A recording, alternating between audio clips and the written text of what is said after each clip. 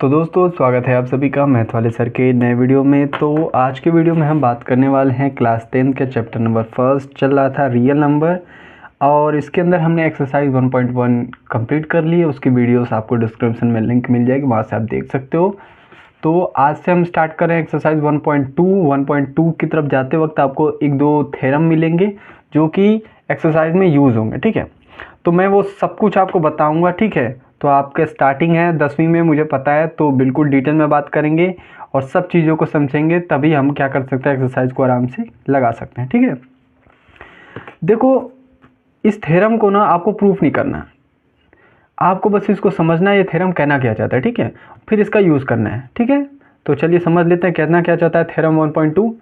तो थ्योरम 1.2 जो है ये आपका फंडामेंटल थ्योरम है, किसका? अर्थमेटिक का। तो अर्थमेटिक का सिद्धांत भी बोल सकते हैं हिंदी में। तो ये हमसे कहता है कि the fundamental theorem of arithmetics से that every composite number can be factorize as a product of primes. आप कहोगे ये क्या है? तो देखो, कंपोजिट नंबर आपको पता होना चाहिए। कंपोजिट नंबर क्या होते हैं? जिनका क्या हो, दो से अधिक या दो फैक्टर्स हों, मतलब उसके फैक्टर दो या दो से अधिक हों। फैक्टर समझते हो? फैक्टर नहीं समझते कोई बात नहीं, अभी मैं बताऊंगा, ठीक है। अभी फ़िलहाल के लिए याद रखो कि जब दो या दो से अधिक फैक्टर हों तो उनको हम कंपोजिट नंबर बोलते हैं, ठीक है, इंटीजर्स के। अब उसको क्या कह रहा है ना कि कंपोजिट नंबर को आप एक और फॉर्म में लिख सकते हो, वो प्रोडक्ट ऑफ प्राइम्स को। अगर आप प्रोडक्ट ऑफ प्राइम जो है ना निकालोगे किसी कंपोजिट नंबर का, तो वो उसके बराबर होगा। जैसे कि अगर एग्जाम्पल के तौर पे, जैसे कि एग्जाम्पल के तौर पे मैं बताना चाहूँ, जैसे मान लो कि 6 है, ठीक है। तो ये आपका कंपोजिट नंबर है क्योंकि इसका एक से ज़्यादा फैक्टर हो सकता है। फैक्टर मतलब ये 1 से भी कट सकता है, 2 से भी कट सकता है, 3 से भी कट सकता है, 6 से भी कट सकता है, ठीक है। देख रहे हो यहाँ पे 4 फैक्टर बन गए इसके, ठीक है। तो अब मैं क्या कर सकता हूँ ना कि अगर मैं 2 गुणते 3 लिखूँ, ठीक, या फिर 1 गुणते 3 गुणते 2, तो ये किसके बराबर होगा?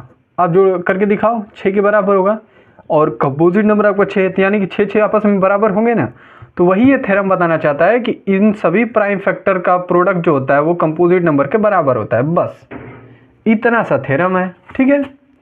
एग्जाम्पल देख लेते हैं। जैसा कि एक पहला एग्जाम्पल है, 140 का आपको फैक्टर निकालना है, ठीक है। फैक्टर निकालना काफ़ी आसान है। जैसे कि यहाँ पे एक पाई खींचेंगे ऐसे 140, इसको 2 से सबसे पहले छोटी संख्या से भाग देते हैं, ठीक है। 2 से देंगे तो ये हो जाएगा 70, फिर 2 से देंगे तो इस बार ये हो जाएगा 3 बार जाएगा ना, फिर यहाँ पे 10, ये 35 हो गया, ठीक है। फिर 2 से नहीं जाएगा क्योंकि सॉरी यहाँ पे 5 है, और मैंने आपको डिविजिबिलिटी रूल में बताया था कि जब लास्ट में 5 हो तो वो संख्या क्या होती है, 5 से ही कटती है, ठीक है।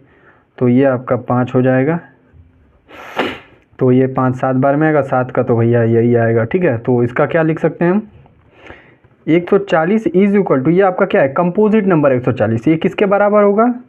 2 गुणते 2 गुणते 5 गुणते 7, ठीक है। ये इसके बराबर होगा, बस इतना। ये आपका composite fundamental theorem of arithmetics, ठीक है। इसी प्रकार 156 का भी निकाल सकते हो, काफ़ी आसान है। ऐसे निकालना, फैक्टर निकालना उन सभी का, और फिर उसके बराबर रख के दिखा देना कि ये आपस में बराबर होंगे, बस इतना ही है।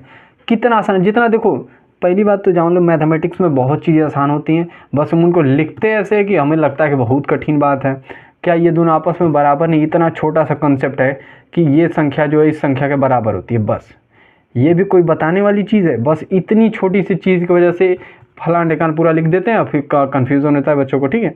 तो ये कोई बड़ी बात नहीं है, आप आराम से समझ सकते हो इसको, ठीक है। अब इन चीज़ों का यूज़ होगा एक्सरसाइज में, तो सोचो एक्सरसाइज कितना आसान होगा, ठीक है। तो वीडियोज़ के साथ बने रहो, आगे जो वीडियोज़ आएंगी वो एक्सरसाइज के ऊपर आती रहेंगी, तो पूरे किताब को भी कंप्लीट करेंगे। तो मिलते हैं अगले वीडियो में, तब तक के लिए पढ़ते रहिए। और हाँ, आप इसको ट्राई कर सकते हो, ठीक है। अभी मैं आपको ये छोड़ रहा हूँ क्योंकि आप भी कुछ लगाओ, ठीक है। इसको ऐसे निकालना प्राइम फैक्टर, और उसके बराबर रख के दिखा सकते हो कि ये दोनों आपस में बराबर हैं, ठीक है। मिलते हैं अगले वीडियो में, तब तक के लिए पढ़ते रहिए।